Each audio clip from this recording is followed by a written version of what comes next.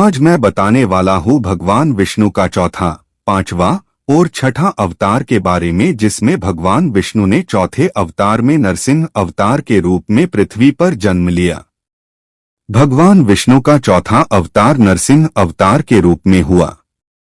यह अवतार भगवान विष्णु ने धर्म की रक्षा और अधर्म के नाश के लिए लिया। हिरण्यकशिपु नामक असुर ने घोर तपस्या करके ब्रह्मा जी से ऐसा वरदान प्राप्त किया था, जिसके कारण वह स्वयं को अमर समझने लगा था।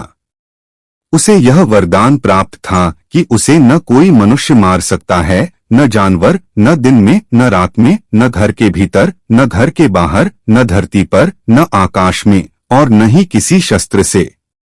इस वरदान के कारण वह अत्यंत अहंकारी हो गया और खुद को भगवान मानने लगा।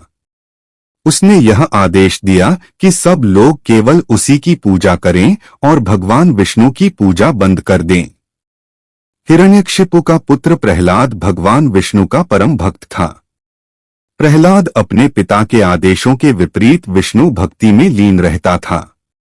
हिरण्यकशिपु ने उसे बहुत बार मारने का प्रयास किया, लेकिन भगवान विष्णु ने हर बार उसकी रक्षा की।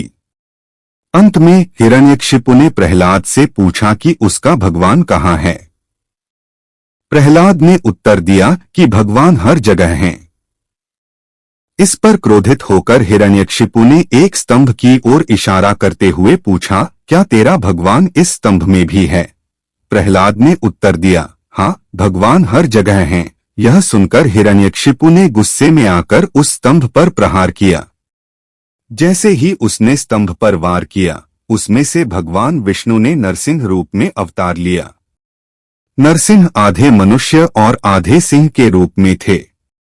उन्होंने हिरण्यकशिपु को संध्या के समय न दिन न रात दरवाजे की चौखट पर, न घर के भीतर न बाहर, अपनी जांघों पर बैठाकर, न धरती पर न आकाश में, अपने नाखूनों से न शस्त्र से उसका वध किया। इस प्रकार भगवान विष्णु ने अपने भक्त प्रहलाद की रक्षा की और हिरण्यकशिपु के अत्याचारों से मुक्त किया। इस अवतार का प्रमुख उद्देश्य अधर्म का नाश और धर्म की पुनर्स्थापना करना था। नरसिंह अवतार भगवान विष्णु के प्रमुख अवतारों में से एक है और यह अवतार दिखाता है कि जब धर्म की रक्षा के लिए असाधारण उपाय की आवश्यकता होती है तो भगवान हर रूप धारण कर सकते हैं। भगवान विष्णु का पांचवा अवतार वामन अवतार के रूप में हुआ। यह अवतार त्रेतायुग में धर्म की रक्षा और अधर्म के नाश के लिए लिया गया था। वामन अवतार में भगवान विष्णु ने एक बौने ब्राह्मण वामन का रूप धारण किया और बलि राजा के गर्व को नष्ट किया, जो महान असुर राजा और भक्त था, लेकिन अहंकार और शक्ति के मद में चूर होकर तीनों लोकों पर शासन करने की इच्छा रखने लगा था। कथा का संक्षिप्त विवरण। बलि राजा प्रहलाद के पोते और हिरण्यकशिपु के वंशज थे। वह एक महान योद्धा और धर्मात्मा राजा था। अपनी शक्ति और तपस्या से उसने देवताओं को पराजित कर दिया और स्वर्गलोक पर अधिकार कर लिया। देवताओं ने अपनी रक्षा के लिए भगवान विष्णु की शरण ली। भगवान विष्णु ने वामन रूप में अवतार लेने का निर्णय लिया ताकि बलि राजा के अहंकार का नाश किया जा सके और स्वर्गलोक देवताओं को वापस मिल सके। वामन अवतार की कथा। एक दिन बलि राजा ने एक महान यज्ञ का आयोजन किया, जिसमें उसने घोषणा की कि वह ब्राह्मणों को दान देगा। भगवान विष्णु ने वामन अवतार लेकर एक छोटे ब्राह्मण बालक के रूप में बलि के यज्ञ स्थल पर पहुंचकर दान मांगने का निश्चय किया। जब वामन बलि के सामने पहुंचे तो बलि ने उनका स्वागत किया और उनसे पूछा कि वे क्या दान चाहते हैं।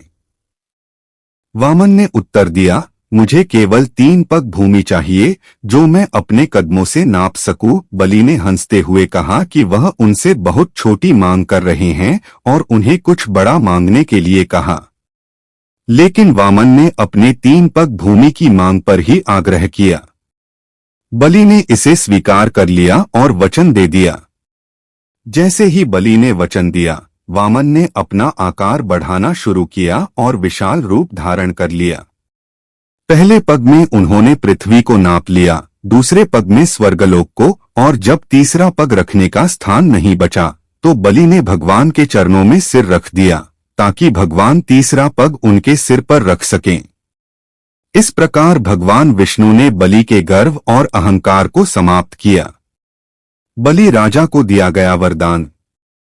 हालांकि बलि राजा ने भगवान विष्णु के प्रति पूरी भक्ति और समर्पण दिखाया, इसलिए भगवान विष्णु ने उसे पाताल लोक का राजा बना दिया और वरदान दिया कि वह भविष्य में अपने पराक्रम और धर्म के लिए विख्यात रहेगा। इसके अलावा उन्होंने यह भी वरदान दिया कि बलि राजा हर साल ओणम पर्व के दौरान अपनी प्रजा से मिलने पृथ्वी पर आ सकेगा। वामन अवतार का महत्व। वामन अवतार का प्रमुख उद्देश्य यह था कि अहंकार चाहे कितना भी बड़ा क्यों न हो, भगवान के समक्ष उसका नाश निश्चित है। यह अवतार हमें यह सिखाता है कि भक्ति, नम्रता और सत्य के मार्ग पर चलने वालों को भगवान का साथ अवश्य मिलता है। बलि राजा के द्वारा दिया गया दान भी महानता की मिसाल है, लेकिन यह भी संदेश मिलता है कि शक्ति और सत्ता का अहंकार व्यक्ति को पतन की ओर ले जाता है। भगवान विष्णु का छठा अवतार परशुराम अवतार के रूप में हुआ। यह अवतार त्रेतायुग में हुआ था, जब पृथ्वी पर क्षत्रिय राजा अत्याचारी और अधर्मी हो गए थे।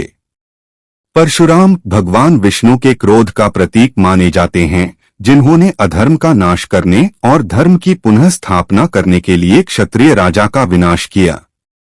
परशुराम अवतार की कथा। परशुराम का जन्म एक ब्राह्मण परिवार में हुआ था। उनके पिता ऋषि जमदग्नि थे और माता रेणुका थीं।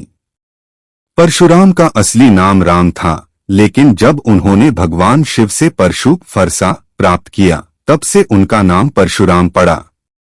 वह भगवान शिव के परम भक्त थे और उन्होंने शिवजी से दिव्य अस्त्र शस्त्रों की शिक्षा प्राप्त की थी। परशुराम का जन्म धरती पर क्षत्रिय राजाओं द्वारा किए जा रहे अत्याचारों को समाप्त करने के लिए हुआ था। उन दिनों क्षत्रिय राजा अपनी ताकत और शक्ति के मद में चूर होकर ब्राह्मणों और अन्य साधु संतों पर अत्याचार कर रहे थे। एक दिन हैहयवंशी राजा सहस्रार्जुन ने परशुराम के पिता ऋषि जमदग्नि का वध कर दिया और उनकी कामधेनु गाय को छीन लिया। जब परशुराम को यह पता चला तो उन्होंने प्रतिज्ञा की कि वे पृथ्वी से सभी अत्याचारी क्षत्रियों का नाश करेंगे। अपने पिता के हत्यारे सहस्रार्जुन को मारने के बाद उन्होंने 21 बार धरती से क्षत्रियों का संहार किया और उनके रक्त से 5 विशाल सरोवर भर दिए, जिन्हें समंत पंचक कहा जाता है। उन्होंने धरती को क्षत्रियों के अत्याचारों से मुक्त किया और धर्म की पुनः स्थापना की। परशुराम का क्रोध और धर्म। परशुराम को विष्णु का क्रोध अवतार माना जाता है, जो धर्म की रक्षा के लिए क्रोधित होकर अत्याचारियों का विनाश करते हैं। हालांकि उनके क्रोध के पीछे धर्म की भावना थी। उन्होंने अधर्मी राजाओं का नाश किया, लेकिन जो क्षत्रिय धर्म के मार्ग पर थे उन्हें उन्होंने क्षमा कर दिया। परशुराम और राम। परशुराम का उल्लेख रामायण में भी मिलता है। जब भगवान राम ने शिवजी का धनुष तोड़ा था, तब परशुराम अत्यंत क्रोधित हो गए थे और उन्हें चुनौती देने के लिए अयोध्या पहुंचे। लेकिन जब उन्होंने भगवान राम को देखा तो उन्होंने उनके असाधारण तेज और दिव्यता को पहचाना और उनका क्रोध शांत हो गया। उन्होंने भगवान राम को विष्णु के साक्षात अवतार के रूप में स्वीकार किया और उन्हें प्रणाम किया। परशुराम और महाभारत। महाभारत के समय में भी परशुराम का उल्लेख मिलता है। उन्होंने भीष्म, कर्ण और द्रोणाचार्य को शस्त्र विद्या की शिक्षा दी थी। कर्ण उनके प्रमुख शिष्य थे, लेकिन जब परशुराम को यह पता चला कि कर्ण क्षत्रिय हैं, तो उन्होंने उन्हें शाप दिया कि युद्ध के समय उनके धनुर्विद्या का ज्ञान निष्क्रिय हो जाएगा। परशुराम अवतार का महत्व। परशुराम अवतार यह संदेश देता है कि जब भी अधर्म और अत्याचार बढ़ते हैं तो भगवान विष्णु किसी न किसी रूप में अवतार लेते हैं और अधर्म का नाश करते हैं। परशुराम के जीवन से यह भी सीखने को मिलता है कि क्रोध तभी उचित है जब वह धर्म और न्याय की रक्षा के लिए हो। वह एक योद्धा ब्राह्मण थे जिन्होंने यह साबित किया कि धर्म की रक्षा के लिए व्यक्ति को ज्ञान के साथ शक्ति का भी प्रयोग करना चाहिए। परशुराम आज भी अमर माने जाते हैं और यह विश्वास किया जाता है कि वे कलयुग के अंत तक जीवित रहेंगे और भगवान विष्णु के अगले अवतार कल्कि के गुरु होंगे।